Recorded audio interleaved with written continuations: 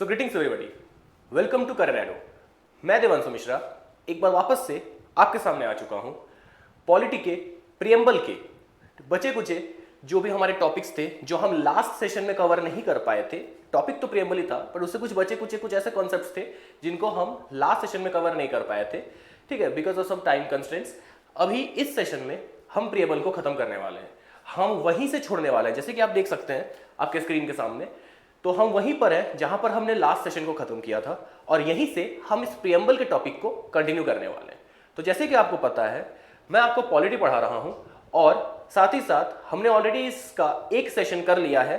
हम line by line serially सिलसिलागत तरीके से कंप्लीट जो पॉलिटी है ना उसे हम करने वाले हैं, जो कि आपके एसएससी, रेलवे और जितने भी रिलेवेंट एग्जाम्स है जिसमें जीएस आपका इंपॉर्टेंट होता है उन सभी के लिए इंपॉर्टेंट होने वाला है, ठीक है। तो आज के इस सेशन में जो है हम वहीं से प्रियम्बल को कंप्लीट करने वाले हैं। जैसे कि आपको पता है प्रियम्बल, टेरिटरी एंड सिटीजनशिप हमारा पहला चैप्टर का नाम है एंड इसमें हम प्रियम्बल को कर रहे थे। हालांकि हम प्रियम्बल कंप्लीट नहीं कर पाए थे, अभी हम वहीं से प्रियम्बल को कंटिन्यू करने वाले हैं, ठीक है। तो हमने लास्ट सेशन में ऑलरेडी देख लिया था कि किस तरह से प्रियम्बल में नेचर्स एंड ऑब्जेक्टिव्स हमारे कॉन्स्टिट्यूशन का, हमारे कंट्री का, भारत का और साथ साथ हमारे संविधान का, ठीक है, जो भी नेचर है एंड द ऑब्जेक्टिव है, जो भी प्रियम्बल के द्वारा प्रॉमिस किया जाता है या एम किया जाता है, या जिस टाइप का फितरत, जिस टाइप का बिहेवियर हमारा संविधान शो करता है, एंड कौन से सारी चीजें वो ऑब्जेक्टिव्स हैं, वो एम्स हैं जो हमारा कॉन्स्टिट्यूशन जो है वो टारगेट करता है टू अचीव, उन चीजों के बीच क्या डिफरेंसेस हैं, कौन कौन से चीजें हैं जिनको हम नेचर में टर्म करते हैं, कौन कौन से चीजें हैं जिनको हम ऑब्जेक्टिव्स के रूप में लेते हैं, वो सभी चीजें हमने देख लिया था। साथ ही साथ हमने प्रियम्बल के बारे में कुछ हिस्टोरिकल फैक्ट्स भी जाने थे कि प्रियम्बल जो है वो कब ऑब्जेक्टिव रिजोल्यूशन था, किस तरह से वो प्रियम्बल बना, कहाँ से ये आइडिया, ये इंस्पिरेशन हमने लिया था, इसके अलावा किसने प्रियम्बल के बारे में क्या कहा है और प्रियम्बल का इंपॉर्टेंस क्या है। आज के सेशन में जो है ना हम ये देखने वाले हैं कि प्रियम्बल से रिलेटेड कुछ ऐसे प्रोसीडिंग्स, कुछ ऐसे इवेंट्स जिसने प्रियम्बल में कुछ चेंजेस लाए। हमने लास्ट क्लास में कई सारे नेचर देखे थे प्रियम्बल के एंड साथ ही साथ ऑब्जेक्टिव्स भी देखे थे प्रियम्बल के, ठीक है। बट आज के हमारे इस लेक्चर में हम ये जानेंगे क्या वो सारे चीज़ें, जो भी हमने फीचर्स, जो भी कैरेक्टरिस्टिक्स जो कि प्रियम्बल में हमें देखने को मिलता है, जैसे सॉवरेनिटी हो गया, सोशलिस्ट हो गया, सेक्युलर हो गया, democratic, Republic, justice, liberty, equality, fraternity, इसी सीक्वेंस में ये सभी 5 ऑब्जेक्टिव्स, एक्चुअली 5 या 6 ऑब्जेक्टिव्स है एंड 5 ऑब्जेक्टिव्स एंड जो 5 नेचर्स एंड जो 4 ऑब्जेक्टिव्स है जो कि हमने लास्ट सेशन में देखा था, ये इसी सीक्वेंस में है। इसको याद रखने के लिए मैं आपको एक ट्रिक भी बताऊंगा आज को, और साथ ही साथ हम ये देखेंगे कि क्या शुरू से ये सारे नेचर्स एंड सारे ऑब्जेक्टिव्स प्रियम्बल में थे या कुछ बदलाव, कुछ अमेंडमेंट्स के थ्रू इनको प्रियम्बल में डाला गया था, ठीक है। तो उन कुछ इवेंट्स के बारे में आज का हमारा सेशन रहने वाला है। साथ ही साथ एक ट्रिक भी जानेंगे जिससे उनको याद रखना आसान होगा, ठीक है। तो चलिए शुरू करते हैं। तो देखिए, हमने लास्ट क्लास में जिस सीक्वेंस में लिखा था, आपको उम्मीद है कि वो सीक्वेंस याद होगा। उस सीक्वेंस में आपको याद रखना है क्योंकि कई बार क्वेश्चंस आ जाते हैं जहां पर आपको ये पूछा जाता है कि दिए हुए ऑप्शंस में से, ठीक है, which of the following options represent the correct sequence of all the natures or the objectives as mentioned in the preamble of India। कई बार ऐसे क्वेश्चंस आ जाते हैं जहां फिर ऑप्शंस में आपको अलग अलग सीक्वेंसेस दिया रहेगा, कहीं सोवरेनिटी पहले होगा, कहीं लास्ट में, कहीं डेमोक्रेटिक रिपब्लिक से पहले होगा, कहीं रिपब्लिक डेमोक्रेटिक से पहले होगा। तो इस तरीके से अलग अलग सीक्वेंसेस दिए जाएंगे और आपको उसको अरेंज करना होगा। तो यहाँ पर आपके लिए सीक्वेंस को याद रखना बहुत जरूरी हो जाता है कि प्रियम्बल में ये सारे जो फीचर्स मेंशन्ड है ये किस सीक्वेंस में मेंशन्ड है। तो इसको हम एक ट्रिक के जरिए कर सकते हैं।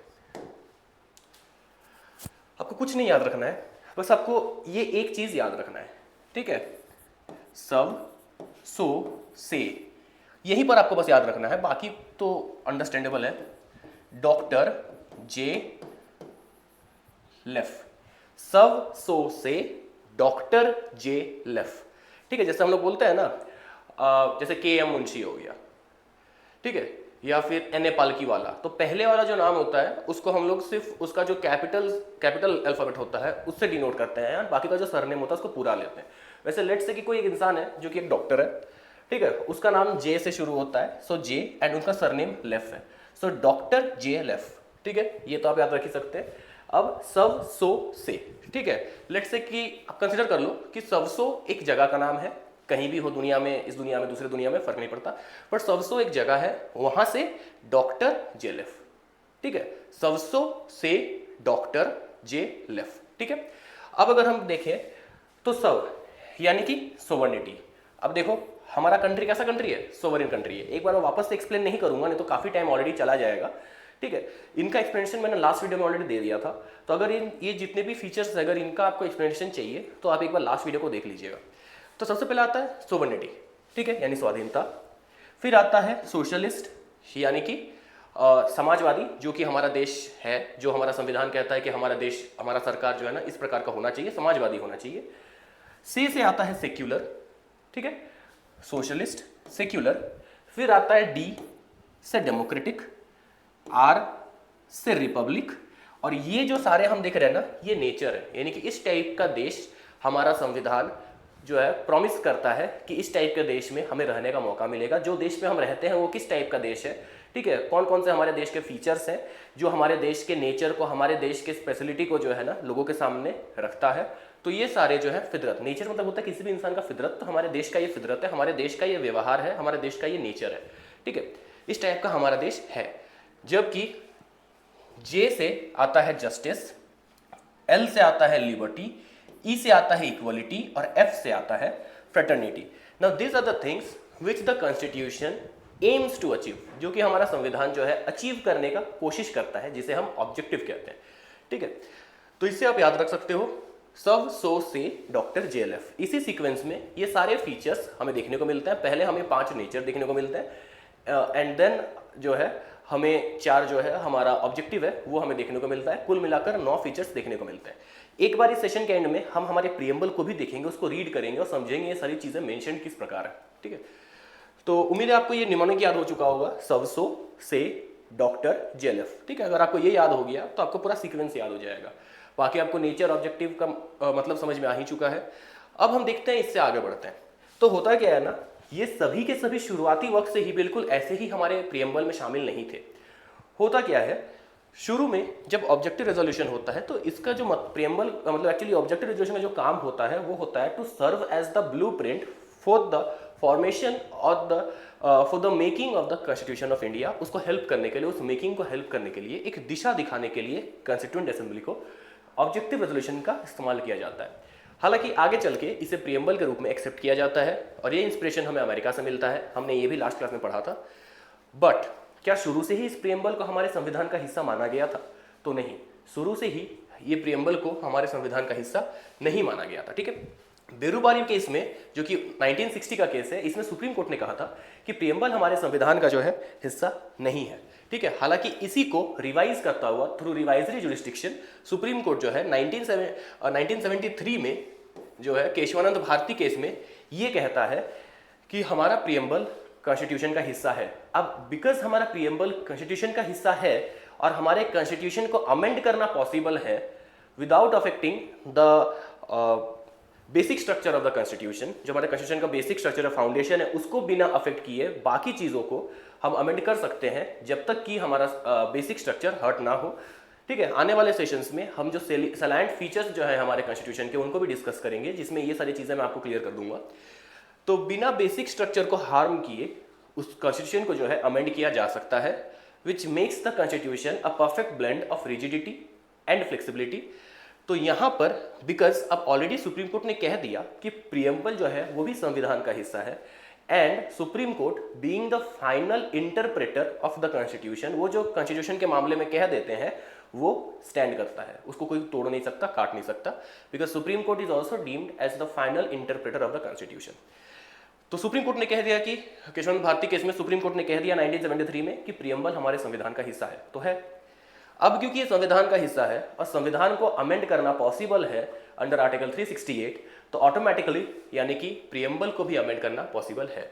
और इसी वजह से 42nd अमेंडमेंट, जो कि आज तक का सबसे बड़ा अमेंडमेंट है, इतना बड़ा कि उसे मिनी कॉन्स्टिट्यूशन कहा जाता है, 1976 में 42nd अमेंडमेंट के थ्रू प्रियम्बल को अमेंड किया गया है।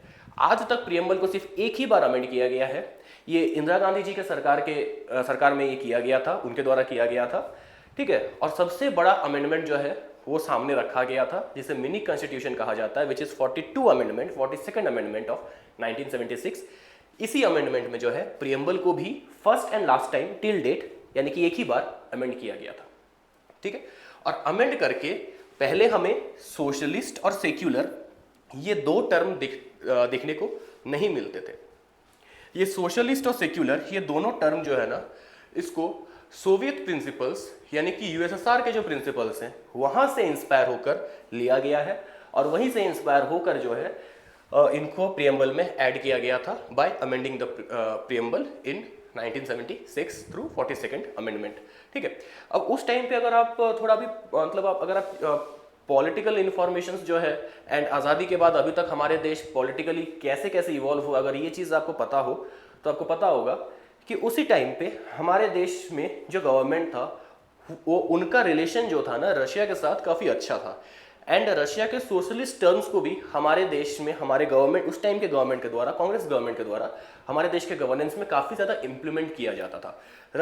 हमारा जो यूएसएसआर का हमारा जो सोशलिस्ट प्रिंसिपल्स है उनका काफ़ी ज़्यादा जो है एक तरीके से योगदान रहा था इस 42nd अमेंडमेंट में, जहाँ पर काफ़ी ज़्यादा सेंट्रल गवर्नमेंट द्वारा ये कोशिश किया गया था कि सेंट्रल गवर्नमेंट के पावर्स को, जो एग्जीक्यूटिव है उसके पावर्स को बढ़ाया जा सके, जिसकी वजह से जो है काफ़ी हद तक जो हमारे जुडिशरी थी वो भी खुश नहीं थी।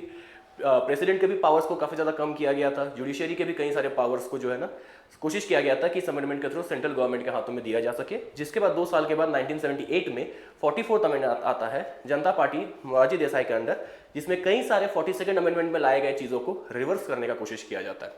ठीक है, तो तरीके से काफ़ी यूनिटरी सिस्टम क्रिएट करने का कोशिश किया गया था 42nd अमेंडमेंट के थ्रू, जो कि अगेन सोशलिस्ट प्रिंसिपल्स के अकॉर्डिंगली है, क्योंकि जो सोशलिस्ट प्रिंसिपल्स है जो कि एक कम्युनिस्ट गवर्नमेंट फॉर्म करता है, वहाँ पर ऑटोक्रेसी हमें देखने को मिलता है, जहाँ सेंट्रल गवर्नमेंट के हाथों में ही सबसे ज़्यादा पावर होता है, और वहाँ पर हमें एक यूनिटरी फॉर्म ऑफ गवर्नमेंट भी देखने को मिलता है, जो कि उस अमेंडमेंट के थ्रू बनाया गया था।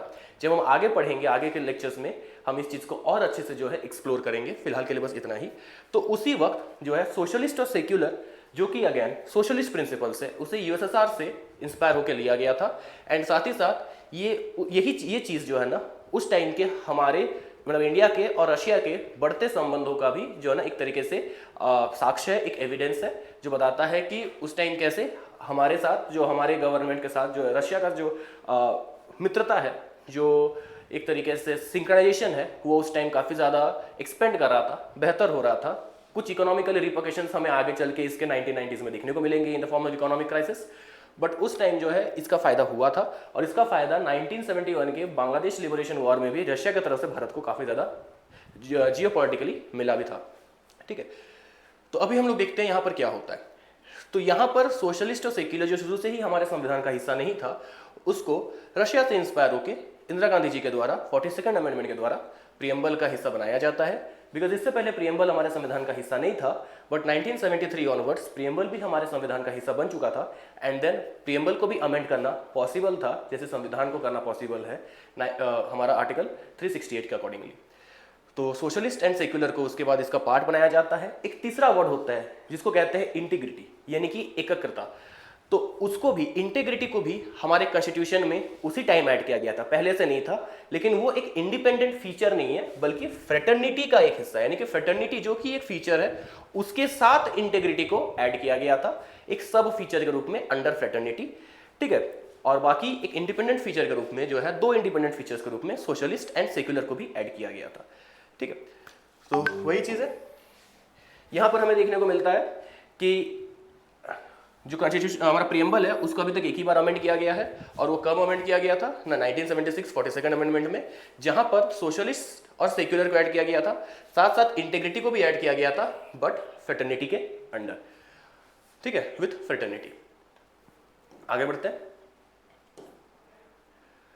तो यहां पर हमने ये डिस्कस किया कि किस तरीके से जो है ना वो सारे जो नेचर्स एंड ऑब्जेक्टिव्स हमने पढ़े, जो सारे फीचर्स पढ़े, उनको कैसे याद रखना है, मतलब हमने उनका पहले ही समझ लिया था। साथ ही साथ हमने ये भी देख लिया कि कौन कौन सी गतिविधियां हमें देखने को मिलते हैं, ठीक है, आज़ादी के बाद से अभी तक with respect to the preamble of India, कौन सी चीज़ें पहले से थी, किन चीज़ों को बाद में ऐड किया गया था, किस लिए ऐड किया गया था, उसके पीछे का बैक स्टोरी क्या था, वो भी बहुत लिमिटेड वर्ड्स में हमने डिस्कस किया, बिकॉज इतना ही इंपॉर्टेंट आपके एग्जाम पॉइंट ऑफ व्यू से, इससे ज़्यादा इन डेप्थ जो है ना जाने का कोई मतलब नहीं है। अगर आप चाहे तो मैं ले जा सकता हूँ, बट वो अगर आप एसएससी, रेलवे या इस टाइप के एग्जाम्स का प्रिपरेशन कर रहे हैं ना, जहाँ पर आपको डिस्क्रिप्टिव नहीं लिखना है, काफ़ी फैक्चुअल क्वेश्चन आएंगे, तो वहाँ पर इन चीज़ों का कोई रेलेवेंस नहीं हो जाता, नहीं रह जाता। ठीक है, तो जितना मैंने बताया उतना सफिशियंट है। अब हम लोग देखते हैं हमारा प्रियम्बल क्या कहता है। तो we the people of India,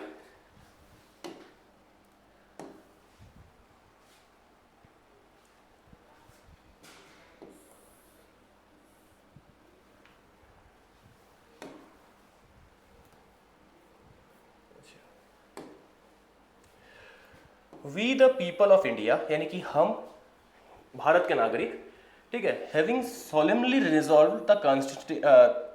resolved to constitute India into a, मतलब हमने खुद को ये परमिट किया है, हम ये जो है ना रिजॉल्व करते हैं, यानी कि हम ये सोचते हैं, हम ये निर्णय लेते हैं कि हम जो है भारत को बनाएंगे, कॉन्स्टिट्यूट करेंगे। ऑब्वियसली कॉन्स्टिट्यूशन वही तो करता है हमारे देश को, जिसने पॉलिटिकली एक डायमेंशन दिया वो तो कॉन्स्टिट्यूशन ही है।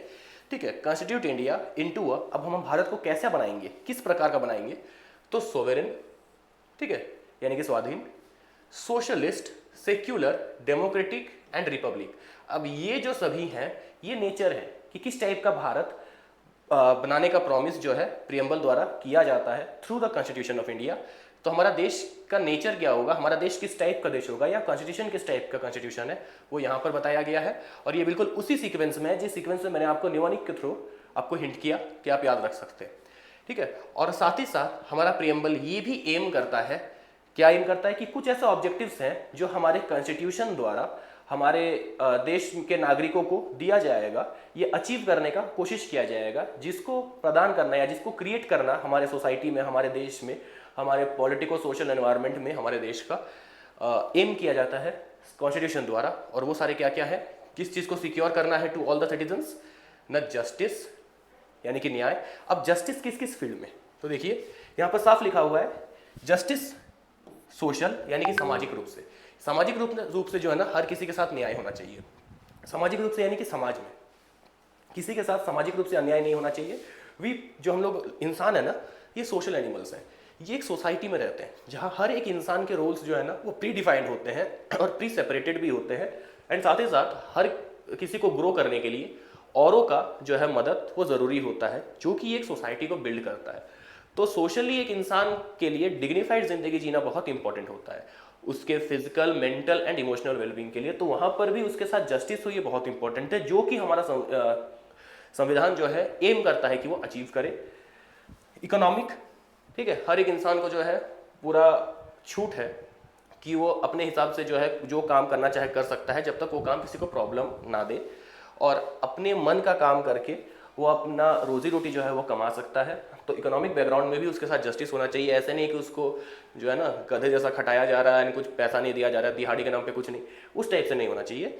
ठीक है, जितना वो काम कर रहा है उतना उसको, उसके लिए वो एंटाइटल्ड है। अगर वो अपनी मर्जी से ज़्यादा काम कर रहा है तो उसको फिर उसी हिसाब से वो जो है ना वो पेड होना चाहिए उसी टाइप से। ऐसा नहीं कि जैसे हम लोग देखते रहते हैं, जिसको जैसे बोल्शेविक रेवोल्यूशन हुआ था इंडस्ट्रियल रेवोल्यूशन के टाइम पे, कि जो कैपिटलिस्ट थे वो बिना मतलब का काम करवाए जा रहे थे और कोई फायदा नहीं होता था, कुछ नहीं करते थे प्रॉफिट मेकिंग के लिए, कुछ नहीं देते थे उनको, वो नहीं होना चाहिए। इकोनॉमिकली भी लोगों के साथ जस्टिस होना चाहिए, साथ साथ पॉलिटिकल, ठीक है, जो कानूनी अपराध होते हैं, ठीक है, या राजनीतिक रिगार्ड्स में, ठीक है, राजनीतिक फील्ड में भी किसी भी इंसान के साथ या पॉलिटिकल फील्ड में किसी कोई इंसान के साथ कोई अपराध नहीं होना चाहिए। एक सेकेंड,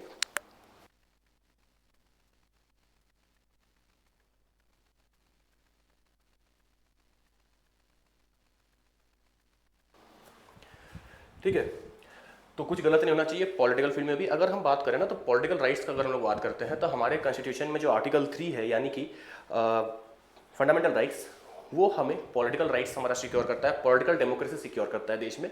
जबकि जो हमारा पार्ट 4 है हमारे कॉन्स्टिट्यूशन का, ठीक है, जो कि हमारा डीपीएसपीज है, वो social and economical democracy ensure करता है, लोगों के सोशल एंड इकोनॉमिक राइट्स को, वेलफेयर को इंश्योर करता है। ठीक है, तो यही है जस्टिस। तो जस्टिस हमें न्याय जो है किन किन जगहों में मिलना चाहिए ना, समाज में मिलना चाहिए, ठीक है, हर एक इंसान के आर्थिक स्थिति में मिलना चाहिए, साथ ही साथ जो राजनीतिक स्थिति है उसमें भी हर एक इंसान के साथ जो है ना न्याय होना चाहिए। हर एक इंसान को वो मिलना चाहिए जो वो डिजर्व करता है, जिसके लिए वो एंटाइटल्ड है, दैट इज जस्टिस। लिबर्टी यानी कि आज़ादी। आज़ादी तब तक जब तक आप किसी और के आज़ादी का हनन ना करो, ठीक है, आपका आज़ादी किसी और के आज़ादी के सामने जो है ना एक अड़ंगा ना बने, तभी तक आपको आज़ादी आप इंजॉय कर सकते हो। That is liberty and that's the primary difference between liberty and absolute freedom. अब लिबर्टी किस चीज़ का, आज़ादी किस चीज़ का? थॉट। कोई भी इंसान को जो है ना अपने विचारों को अपने मन में विचार बनाने का या अपने खुद के विचार रखने का, अपने ओपिनियंस फॉर्म करने का आज़ादी है। एक्सप्रेशन, उन विचारों को व्यक्त करने का आज़ादी है।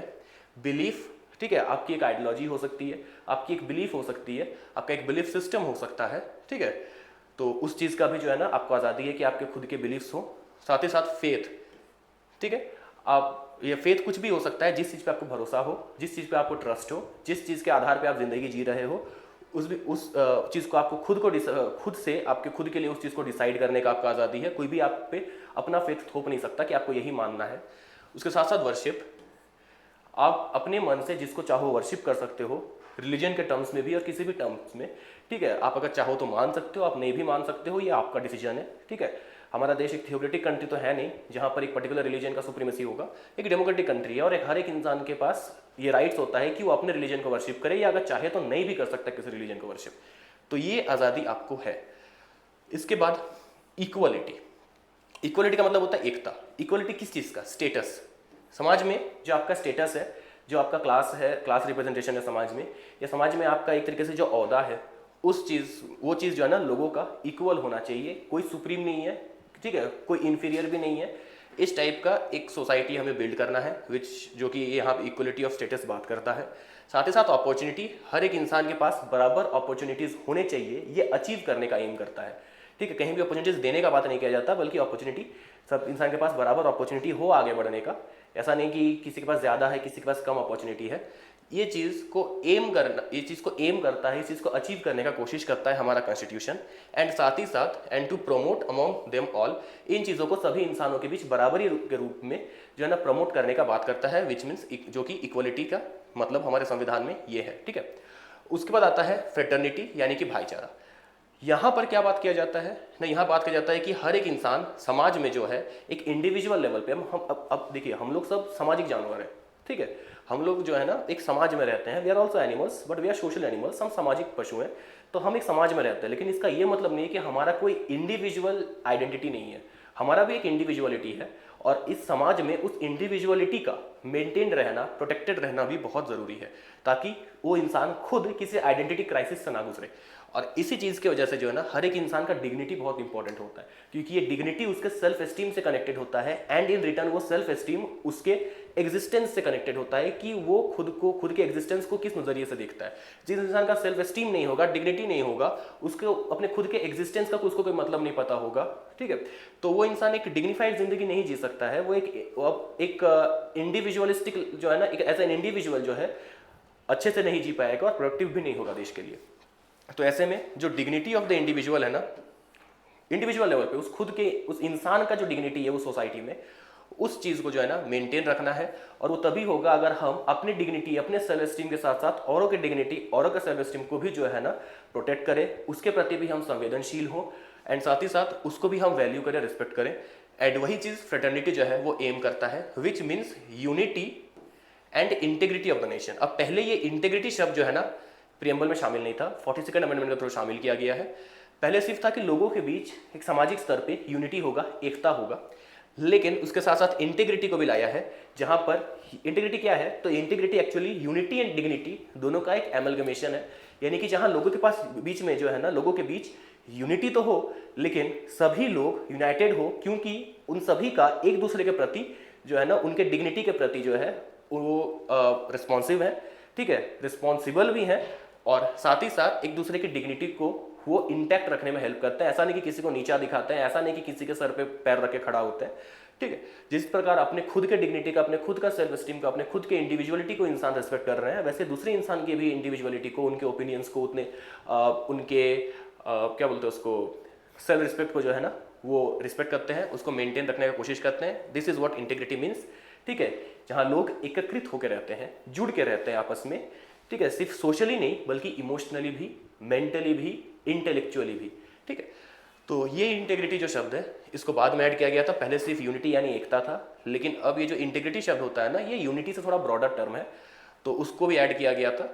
तो फ्रेटर्निटी का मतलब सिंपली भाईचारा, अगर एक शब्द में कहें तो भाईचारा, लेकिन अगर आप इसमें डीपली जाना चाहो तो ये कंसेप्ट जो है ना ये बहुत डाइवर्सिफाई होते जाता है जैसे जैसे आप इसके अंदर जाते हो, क्योंकि भाईचारा सिर्फ एक चीज़ नहीं है, इसमें कई सारे इसके कंस्टिट्यूएंट्स हैं जो मिलकर भाईचारा बिल्ड करते हैं। ठीक है, तो उम्मीद है आपको थोड़ा बहुत समझ में आ गया होगा, काफ़ी हद तक समझ में आ गया होगा जितना आपके एग्जाम पॉइंट ऑफ व्यू से इंपॉर्टेंट है। अब इन आवर कॉन्स्टिट्यूएंट असेंबली, अब जैसे कि हमें पता है कि कॉन्स्टिट्यूएंट असेंबली जिसको कैबिनेट मिशन प्लान के तहत एस्टेब्लिश किया गया था, यहीं पर हमारा संविधान बनाया जा रहा था। संविधान बनाने के बाद कॉन्स्टिट्यूएंट असेंबली को ही पार्लियामेंट में बदल दिया जाता है। तो हमारे कॉन्स्टिट्यूएंट असेंबली में, ठीक है, this 26th day of November, ठीक है, 26th डे जो है नवंबर में, विच इज़ 1949, ठीक है। जैसे कि हमें पता है कि हमारा संविधान बनकर तैयार कब हुआ था, हमारा संविधान जो है ना बनकर तैयार हुआ था 26 नवंबर 1949 के, जिसको हम कॉन्स्टिट्यूशन डे भी कहते हैं या संविधान दिवस भी कहते हैं। इसमें 3 प्रोविजंस छोड़कर, यानी कि इलेक्शन रिलेटेड जो प्रोविजंस है, पार्लियामेंट्री प्रोविजंस हो गए, ठीक है, और साथ ही साथ जो सिटीजनशिप रिलेटेड प्रोविजंस हो गए, इन तीनों को उसी टाइम जो है एस्टेब्लिश कर दिया गया था, लागू कर दिया गया था। और इन तीनों को छोड़कर बाकी जो पूरा का पूरा संविधान बचा उसको 26 जनवरी 1950 में क्या बोलते हैं अप्लाई किया गया था, बिकॉज उस डे का एक इंपॉर्टेंस था हमारे लाइफ में। उससे पहले उस डे को हम लोग जो है ना इंडिपेंडेंस डे मनाते थे, क्योंकि उसी दिन जो है लाहौर सेशन में, लाहौर अधिवेशन में पंडित जवाहरलाल नेहरू द्वारा 1929 में पहली बार पूर्ण स्वराज यानी कि कंप्लीट इंडिपेंडेंस का हमने ठाना था कि यह हम अचीव करके छोड़ेंगे। ठीक है, तो उसी दिन जो है, बिकॉज वो डे का एक इंपॉर्टेंस था हमारे लिए, तो उसी दिन को रिपब्लिक डे मनाया जाता है। एंड बाकी के पूरे संविधान को जो है, पूरे कॉन्स्टिट्यूशन को उसी दिन इनेक्ट किया जाता है। बट कॉन्स्टिट्यूशन बन के तैयार कब हो जाता है ना, 26 नवंबर 1949, इसी दिन हमारा कॉन्स्टिट्यूशन बन के तैयार होता है और हम इसे अडॉप्ट भी करते हैं। ठीक है, तो यहाँ पर वही लिखा हुआ है, वी हियर बाय अडॉप्ट, इस दिन पे हमने कॉन्स्टिट्यूशन को अडॉप्ट किया, enact and give to our selves this constitution, और इसी दिन जो है हमने इस कॉन्स्टिट्यूशन को खुद को दिया, जिसको फिर बाद में लागू किया जाता है, एक पूरी तरह से 100% लागू किया जाता है 26 जनवरी 1950 में। क्यों, वो मैंने बता ही दिया। ठीक है, इसके बाद यहाँ पर 42nd अमेंडमेंट के थ्रू जो जो बदलाव हमें देखने को मिलते हैं, एक sovereign democratic Republic etcetera etcetera, जो भी बदलाव देखने को मिलते हैं वो लिखा हुआ है। साथ साथ वही 42nd अमेंडमेंट के थ्रू जो यूनिटी ऑफ द नेशन जो हम लोग यहाँ पर देख रहे हैं, जिसके साथ इंटीग्रिटी को भी ऐड किया जाता है, वो भी यहाँ पर मेंशन्ड है। तो ये था हमारे कॉन्स्टिट्यूशन का प्रीएम्बल, जिसको हमने अच्छे से डिसाइफर भी किया। ठीक है, हमने डिकोड किया और हमने हर एक टर्म का मतलब भी जानने का कोशिश किया, कौन सा टर्म, कौन सा फीचर किस किस फील्ड में, किन किस डायमेंशन में अप्लाई होता है, हमने वो भी देखा। कई बार क्वेश्चन आ जाते हैं कि इन गिवन 4 ऑप्शंस में से किस एरिया में जस्टिस जो है प्रॉमिस नहीं किया जाता by the preamble of India, जहां सोशल रहेगा, इकोनॉमिक रहेगा, पॉलिटिकल रहेगा, शायद चौथा लीगल डाल दे, ठीक है, या शायद चौथा जो है इमोशनल डाल दे, ठीक है, या तो चौथा जो है ऑफ स्टेटस डाल दे। तो वो चीज़ फिर पूछा जा सकता है कि गिवन ऑप्शंस में से कौन सा ऐसा डायमेंशन है, कौन सा ऐसा फील्ड है जहां पर जस्टिस जो है प्रॉमिस नहीं किया जाता। तो कई बार जो है ना सिर्फ फीचर्स को याद रखना ही सफिशिएंट नहीं होता है, ऑब्जेक्टिव्स को याद रखना ही सिर्फ सफिशिएंट नहीं होता है, ये ऑब्जेक्टिव्स किन किन डायमेंशंस पे अप्लाई होता है उनको भी याद रखना बहुत इंपॉर्टेंट हो जाता है। ठीक है, तो हमने पूरे प्रीएम्बल को देखा, हमने इससे रिलेटेड कुछ हिस्टोरिकल फैक्ट्स जाने, जो भी डेवलपमेंट्स हुए हैं अभी तक, आज़ादी के बाद से अभी तक में प्रीएम्बल में, हमने उसे भी जाना।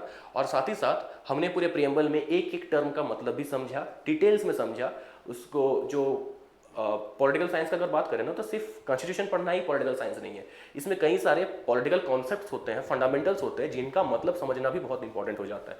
तो हमने प्रीएम्बल के रिस्पेक्ट में उन टर्म्स का जो मतलब है वो भी हमने समझा, जो उसके पीछे का जो पॉलिटिकल साइंस हो गया, पॉलिटिकल फिलोसॉफी हो गया, वो जाना। और साथ ही साथ हमने प्रीएम्बल को अच्छे से कंप्लीट किया।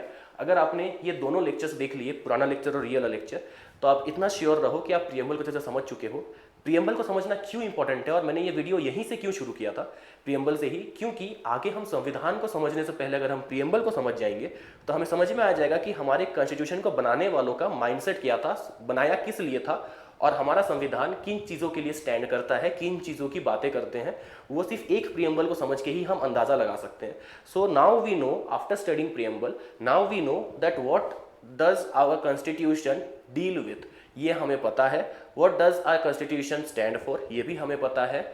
ठीक है, हमारा कॉन्स्टिट्यूशन किस टाइप का कॉन्स्टिट्यूशन है एंड वो क्या क्या प्रॉमिस करता है, वो भी अब हमें पता चल चुका है। इन शॉर्ट, हमारे कॉन्स्टिट्यूशन का पूरा बैकग्राउंड, पूरा थीम हमें पता चल चुका है।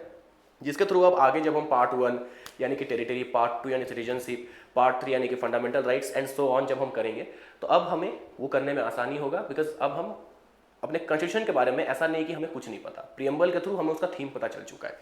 ठीक है, तो उम्मीद है आपको ये लेक्चर पसंद आया होगा। ठीक है, और साथ साथ अगर आपने पुराना लेक्चर नहीं देखा है तो एक बार जाकर उसे भी देख लें, और अगर संभव हो तो उसके बाद ही इस लेक्चर को देखें। ठीक है, ताकि आपको एक प्रॉपर आइडिया मिल सके, एक सीक्वेंस में आइडिया मिल सके। ठीक है, प्रियम्बल को हम समझ चुके हैं। अब इससे कोई भी क्वेश्चन आए प्रियम्बल से रिलेटेड, चाहे वो प्रियम्बल के डेवलपमेंट से क्वेश्चन आए, वो प्रियम्बल के हिस्ट्री से क्वेश्चन आए, या प्रियम्बल में जो भी फीचर्स मेंशन्ड है, जो कंस्टिट्यूएंट्स हैं प्रियम्बल के, उससे कोई क्वेश्चन आए, ठीक है, आप उससे डील कर सकते हो, आप उसको सॉल्व कर सकते हो, आप उसमें आंसर कर सकते हो। ठीक है, आने वाले सेशंस में हम इसी चैप्टर का सेकेंड पार्ट यानी कि टेरिटरी, जिसमें हम यूनियन एंड इस टेरिटरी जो कि हमारे कॉन्स्टिट्यूशन का पार्ट 1 है, उससे डील करेंगे और उसे कंप्लीट करेंगे।